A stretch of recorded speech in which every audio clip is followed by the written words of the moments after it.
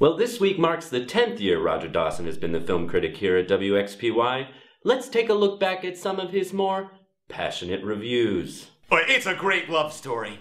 This is what it feels like when you meet someone new. It's different, fresh.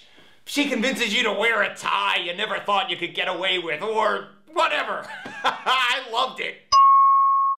I really dislike love stories because they're just not realistic. In real life, she says things are great, and then you read her diary and she calls the whole thing off. This movie felt fake.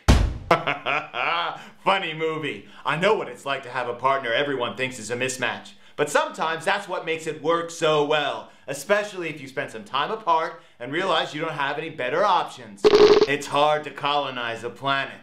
It's like when you move in with someone. At first it feels rushed, but then you receive an ultimatum and you realize you really do want this. Everyone's giving this movie awards.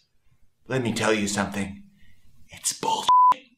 Everything in this world turns to shit. I feel bad for Garfield. I guess we all have to move back in with our parents at some point.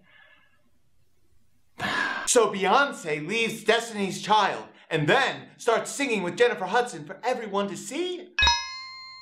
We still talk on the telephone. Is this a sick joke?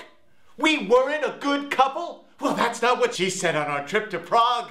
But then we get back and she talks to her friend, Michael, who tells her that I don't listen to her anymore. Well, I know she likes Indian food, but that's not good enough. I'm supposed to decipher all her little clues. It's emotional terrorism!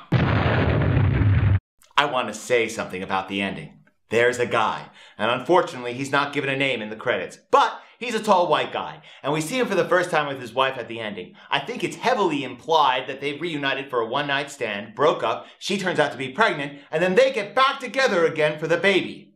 And that felt real. Can a baby solve your problems? I think it might be able to.